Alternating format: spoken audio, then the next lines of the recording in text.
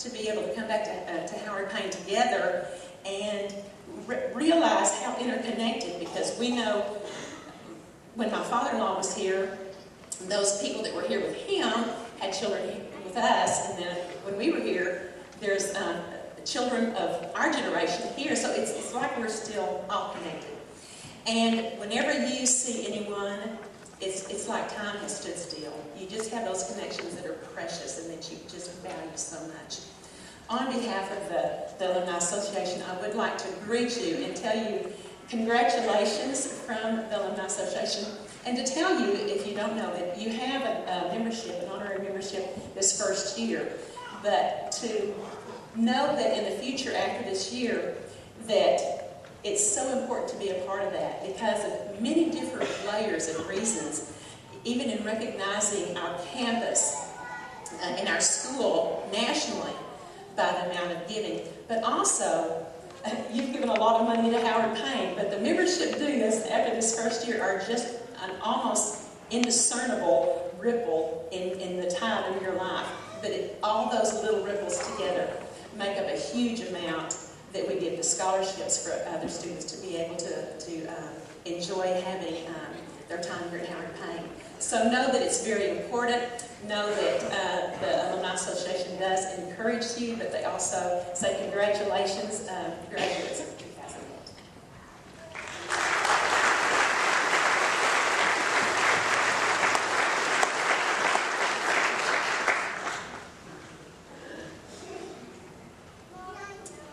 I'd like to read to you today from Joshua chapter 1, verses 7 through 9. Only be strong and very courageous, being careful to do according to all the law that Moses my servant commanded you.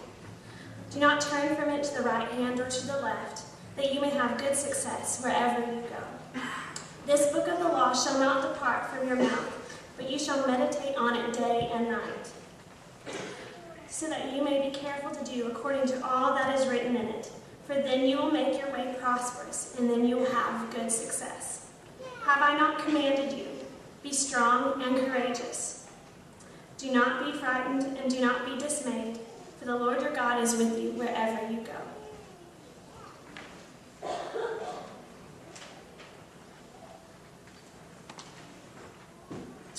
In just a moment, Dennis Lambert will be performing for us. Before he comes, I've asked Dr. Glenn Hopp, President of our Faculty Assembly, Chair of the Department of English, and Professor of English to give the charge to the graduates. Dr. Hopp is a valued veteran faculty member at Howard Payne. Been on the faculty for the last 22 years. Prior to his service at Howard Payne, he served as a visiting assistant professor of English at Central Methodist College in Missouri. He earned his Bachelor of Arts degree at the University of Missouri, his Master of Arts degree at Southern Illinois University, and his PhD from the University of Missouri Columbia.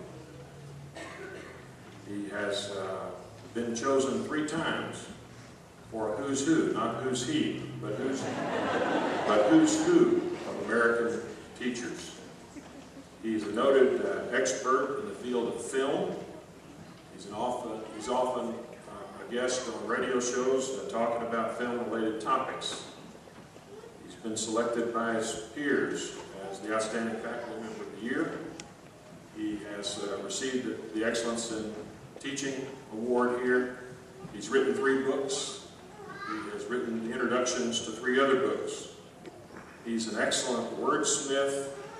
He has a special sense of humor, a quick wit, and all of us who know Dr. Glenn Hopp know that his waters run deep.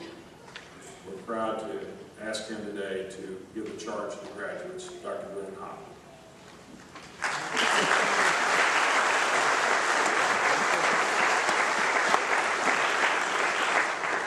Thank you. Just as a parenthesis, I've also never been late with an electric or a cable bill.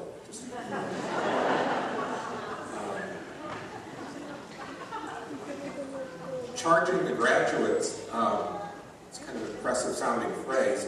It really has nothing to do with financial transactions or blitzing the quarterback or Douglas MacArthur lead us over the next hill, or I guess more accurately, pointing out the hill to us and then watching what we do from a safe distance.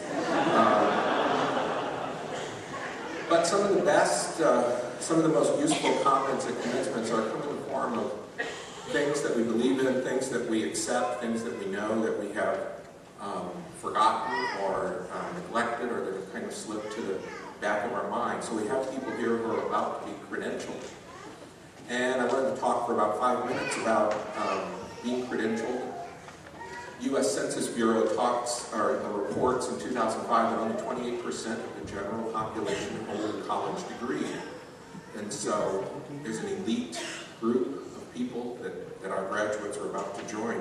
But I wanted to talk also about being credentialed, but also being educated. And so as not to be too vague or abstract, I have a final exam with me from last Monday for my freshman comp class. This was written by a non-credentialed person. This is a person who's 30 weeks out of high school, but it's a essay that shows signs of already, I think, being educated in some important ways, and from which I can remind myself and remind the rest of us maybe some things about what it means to be educated. This essay was written by a student who was writing about process learning, how some things are learned in stages. And she was writing about the subject of faith. She says in one of the early paragraphs, she says, "My first view of faith came from my childhood and was therefore childlike in nature. My dad was a youth pastor, so I grew up in church. I was constantly involved in some kind of church event or activity. In Sunday school, they would tell you all the Bible stories and have you memorize Bible verses and win prizes. After being continually flooded with this, I began to see faith as simply believing the stories or knowing all the verses. This faith waters down the truth of the gospel so that children can begin to understand it. It is fine for a child, but as I grew up, I longed for something a little less watered down." In her next paragraph, she talks about faith through the eyes of an adolescent. She talks about going to a Christian high school and noticing that with she herself and with other people, faith was sometimes kind of a garment of clothing that could be put on or taken off depending on the circumstances. Surprisingly, however, she doesn't describe that faith as directly inauthentic. She refers to that as a ritualistic faith. And the implication comes across in the essay that kind of habit and that kind of ritual can perhaps harden or calcify into something bad, or be training wheels that can set us on a path that is healthy and beneficial. And then the last part of the essay talks about, "I have come to view faith as an ongoing struggle." She identifies the things inside of us that make it hard to open up to faith, and the things in the culture around us that make it hard to open up to faith. And when I say to myself, what is it about this essay that we can learn about what it is to be educated, one of the first things I think of is that here is a person writing this paper on the subject of faith who has acquired a more complex view of this subject. This is a person who is able to see some complexity. And if I say to myself, what is the educated person's response to complexity? You know, we live in a society where so often complexity is dumbed down or oversimplified or made into a soundbite or a bumper sticker or a slogan or a self-help book. It's almost as if society has no use for complexity or is intimidated by it, and understandably so. But here's a person who sees complexity and respects it.